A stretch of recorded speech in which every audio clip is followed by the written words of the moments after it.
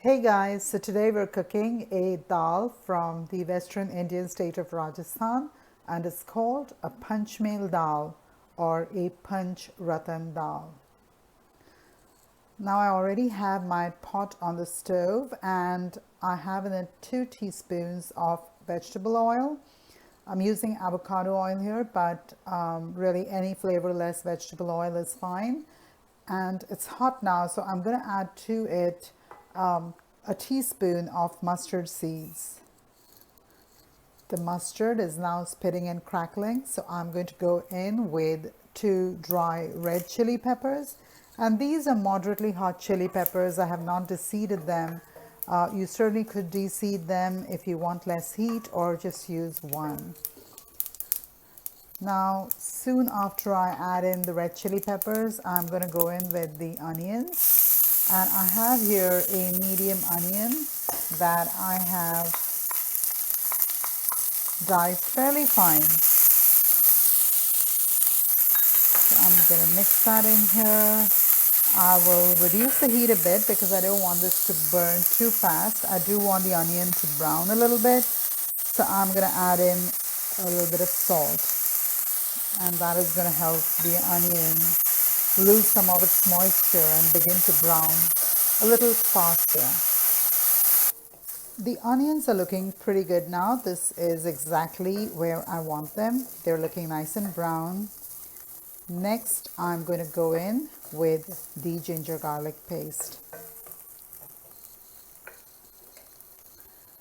Now, I just have some coarsely pounded ginger and garlic here, and I'm going to add all of that in. This is about 2 heaping tablespoons of coarsely ground ginger and garlic. You could just make it into a paste if you want to, doesn't really matter.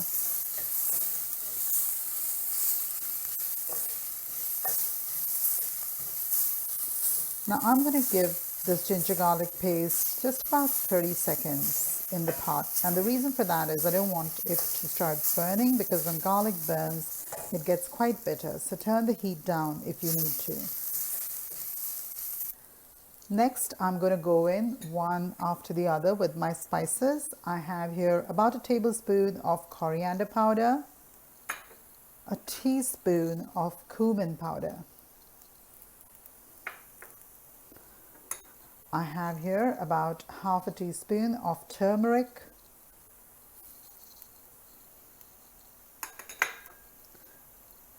and about half a teaspoon of ground cardamom.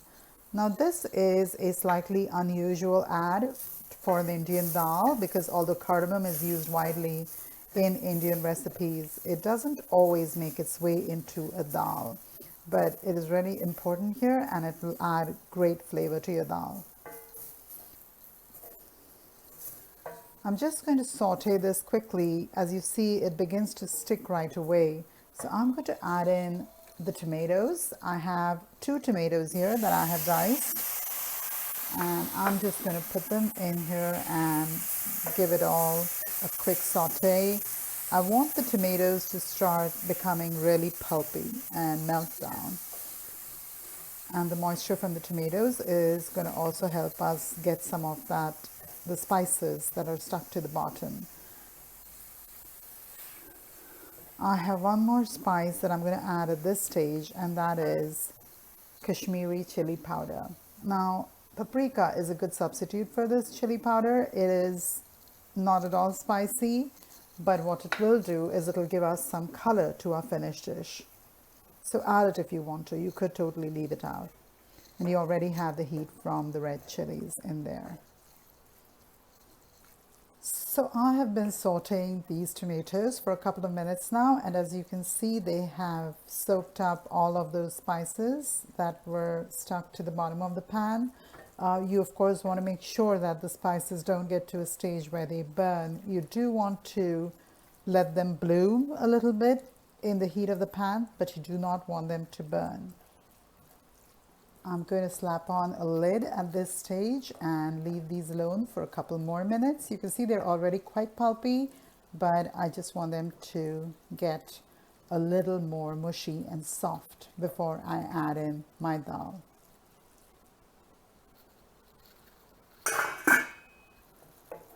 Now the tomatoes are soft and I am going to go in with my lentils or dal. Now this dal is called a Panchmel Dal because it has in it 5 different kinds of lentils.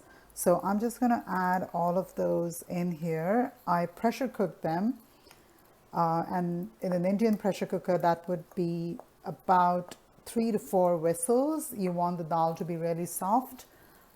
In an instant pot, you could cook it. You could pressure cook it for 10 minutes, and that should give you the right texture. Cover the dal by 2 or 3 inches of water, and you can use all of the stock in the cooking. You could absolutely add more water if you want your dal to be thinner, and I probably will add some to this one. Now the reason this is called a Panchmel Dal or a Panchratan Dal is what that really means is a confluence of 5 different jewels, and the jewels in this case being the lentils. So we have here 5 lentils that are pretty commonly used in Indian cooking. One is tuvar dal, which are split pigeon peas, and those are the lentils that you'll find used in most Indian dals. The other lentil that's used here is black gram dal or urad dal, and these are tiny white lentils that are used in idlis and dosas in South India. The third dal is chana dal, which are split chickpeas, and the fourth is masoor dal, which are split pink lentils. And the fifth lentil is the moong dal or mung beans, split mung beans.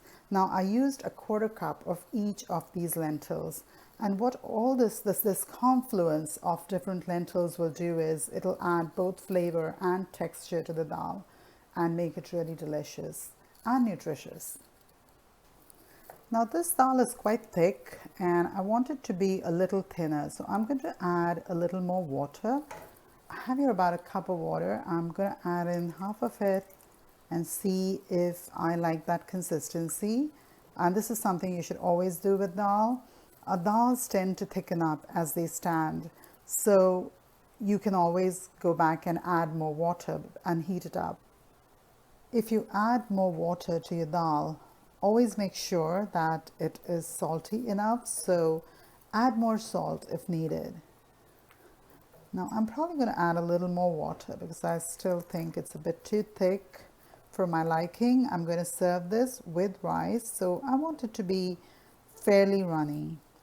And I think this is a good texture right now. So at this point, I'm going to jump in with a little bit more salt. Always salt food to your taste. I usually don't add specific instructions for the amount of salt, and that's because salt is an acquired taste and everyone likes a different level of it. I have relatives in India who like their food very salty. In my home, we tend not to eat too much salt, so it really differs person to person, and I would recommend that you just go with whatever appeals to your taste buds. And now I'm going to let this dal come to a boil. And once it comes to a boil, I'm going to cover it and let it cook for about 5 minutes. So that's going to give it enough time for the textures and the flavors to merge together. One quick tip is that if you want your dal to be creamy, you should just take out a bit of it, not all of it, but a little bit of it, and blend it, and then add it back to the pot.